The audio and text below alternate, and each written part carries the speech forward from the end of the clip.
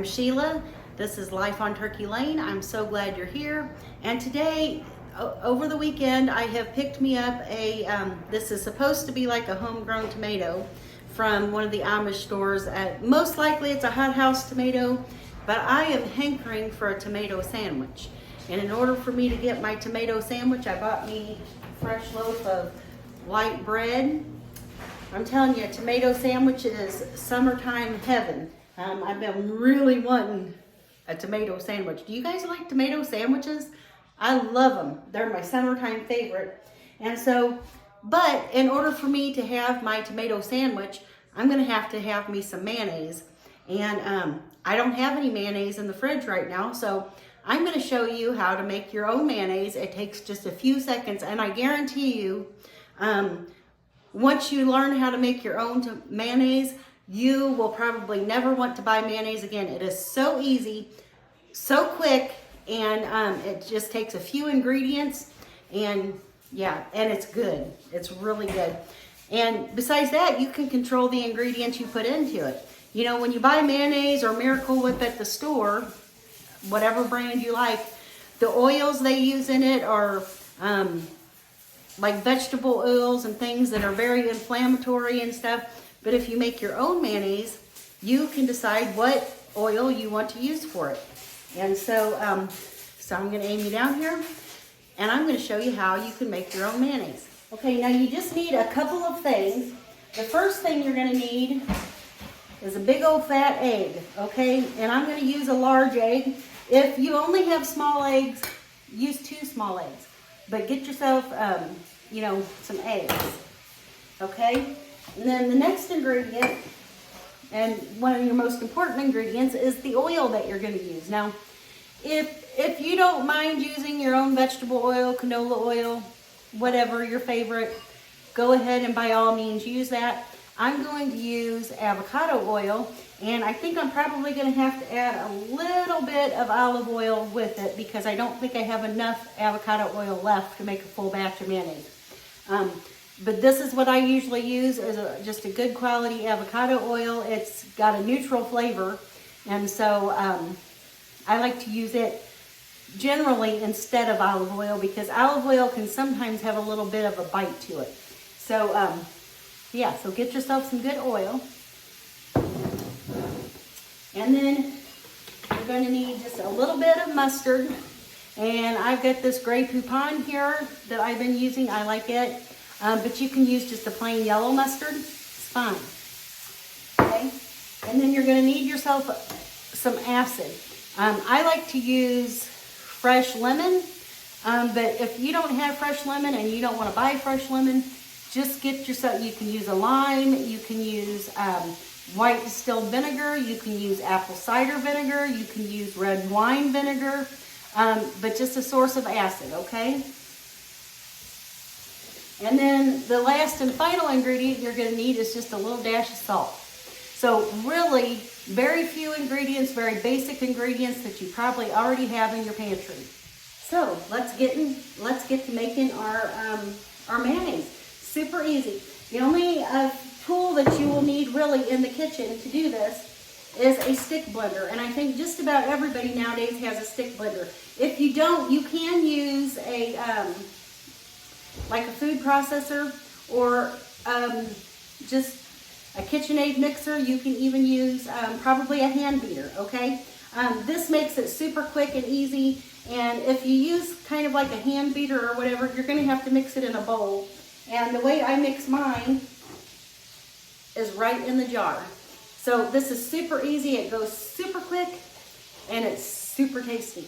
Okay, that's a lot of super things right there. So anyway, what I'm going to do first is I'm just going to crack my egg and put it in the jar here. 1 whole egg straight in the jar. Okay, and then I'm going to need 1 cup of oil. And like I said, I think I'm going to have to go and get my little bit of olive oil because I know there's not a full cup in here. And you just put all the ingredients in the jar together. There's no sense, you don't whip it separately or anything.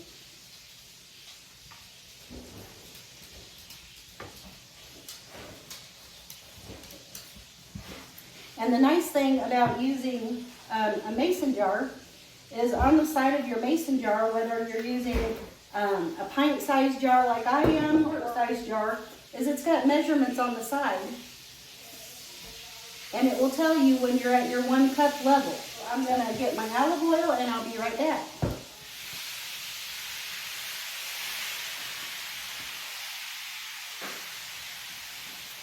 Okay, now I've got my egg and my oil in my jar here, and now I'm just gonna put in about a little more than a teaspoon of my mustard.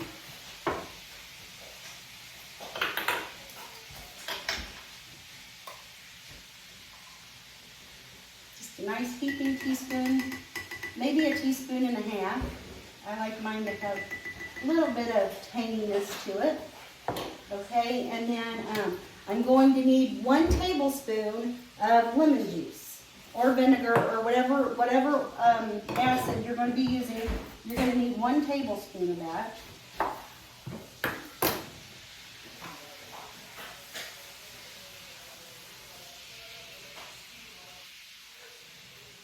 And my lemons are just about a little bit too big for my little lemon juicer here. So I'm just going to put a nice squeeze of lemon juice in there.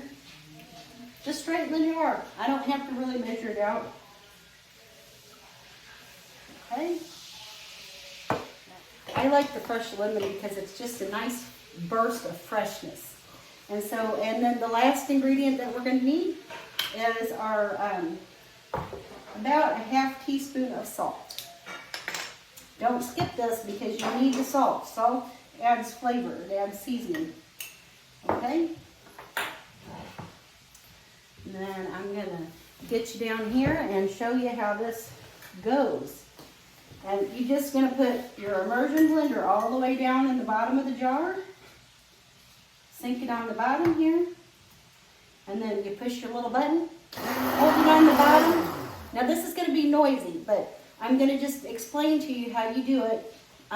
You're going to put your stick blender on the bottom of the mayonnaise jar, or on the bottom of the jar, and you're going to start blending, and you're going to lift the immersion blender up as you blend.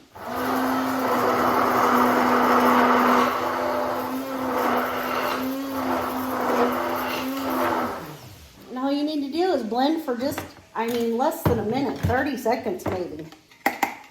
And you got yourself a nice thick mayonnaise. And you only used 1 vessel. Yeah, there's minimal cleanup and super easy. Okay, so I'm just gonna scrape the rest of the mayonnaise off the little stick blender here. This looks good, guys. I'm so looking forward to this Mayo sandwich.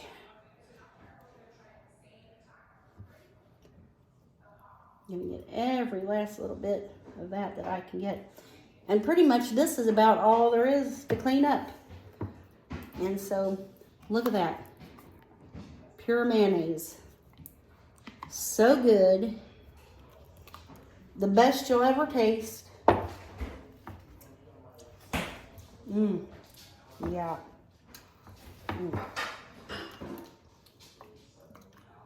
That is good.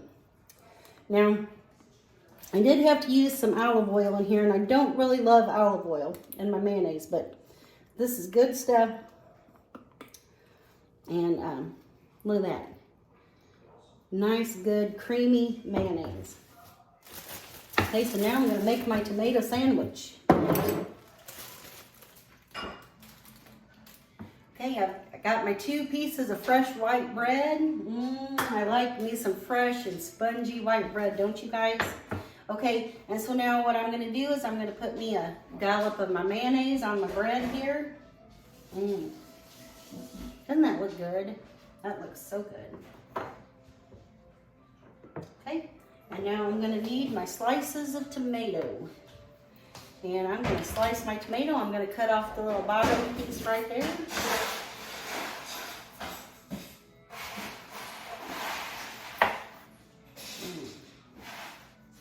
I'm going to make me about a couple like 1/4 to 1/2 inch slices. Oh my goodness.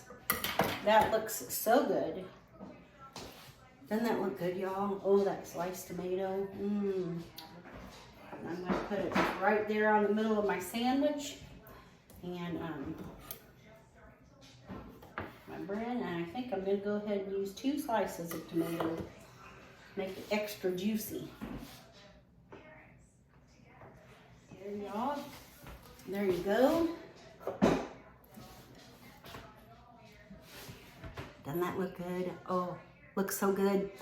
I'm telling you, a tomato sandwich in the heat of summer, especially if it was fresh out of the garden tomato, is a little bite of heaven. Now, like I said, this one most likely is a hothouse tomato because it's really not tomato season just quite yet. And I don't have any fresh out of my garden, but this is still gonna be good and I can't wait to take a bite of it. So let's give it a taste.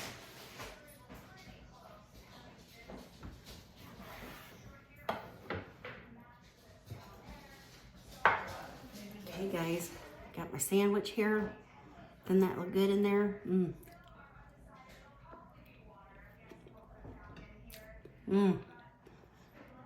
So good.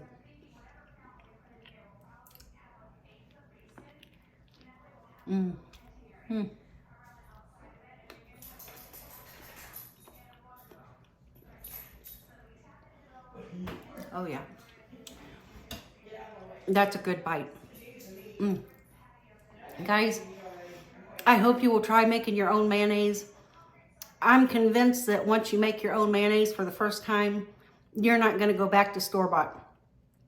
It's super easy. Just a few ingredients you probably already have on hand. And man, is it good.